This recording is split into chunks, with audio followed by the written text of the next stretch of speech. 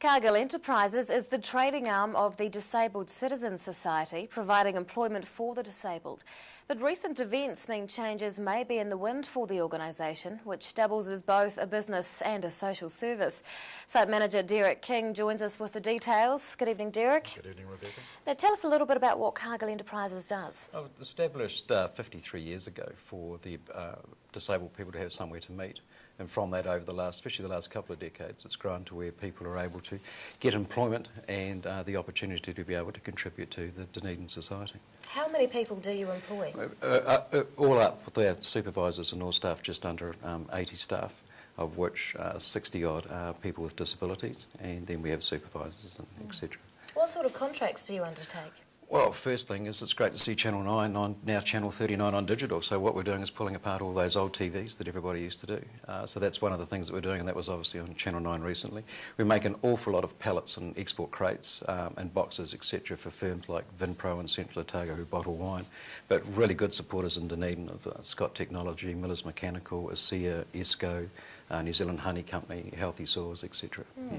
What are the sort of issues that your employees face when they're looking for work? Well, the main problem that you have when you have, especially it's more the mental and intellectual disabilities. You can have a physical disability, but you can still obviously move around and get things done in most cases. So the main problem that we have is we all need to work, I suppose, and so do our staff with disabilities, but they want to work, and it's trying to get that employment where somebody's going to say, oh, you're disabled, no, I can't have you here, and they don't realise that I've got some of the best staff in Dunedin. You cannot have a bad day at Cargill's when you get to go and work with these fantastic people. Yeah. And the service is considering a new model. Can you tell us about the background? Basically what's happened is in 2007, which is 5 years ago now, and it's been a long time trying to work our way through from that. We used to be it was an awful word I suppose, was a sheltered workshop where you got paid an allowance and you worked. Whereas in 2007, 2008 the government introduced the legislation where you were able to go through and get a full proper employment contract. They brought in minimum wage rules and around exemptions so that it allows us to pay under the minimum wage so that people were able to get employment with us. And so what that did though is it increased our wages bill by basically 300%, and we've just been spending our time since then trying to get the model right. So we're really now focusing on becoming a commercial model because we want to keep all our guys there, and we're 100% certain that we'll be able to keep them there and work our way through.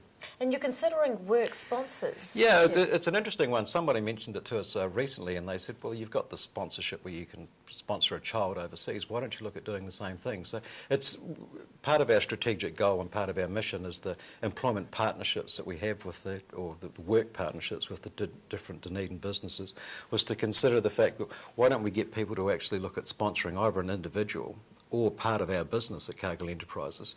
And from this article that was in the Star yesterday, we had a phone call this morning from the people that do our electrical work, and they said, we're going to give you now so many free hours every month before we even start charging you. So that's a partnership where they're sponsoring us from that point of view. But looking at maybe businesses contributing financially, whether it be through salary share or making a regular direct debit, etc. during each month, or even offering to subsidise some of the labour for what we do. Yeah. So what happens next? What happens next? Well, we'll work on the salary share, but the main thing is we're really looking and hoping that the Dunedin public and Dunedin businesses and Otago, because we supply all around Otago and Southland, are going to come to us and say, okay, how can we help? What can we do for you? Because we know we can supply top quality products as we do, and really good service and delivery. And again, they get to be able to come down and see and to support some of the most brilliant people you'll ever get to work with. I tell you, it's a marvellous place to be. Cargill Enterprises Site Manager Derek King, thanks very much for your time. Thank you very much, Rebecca.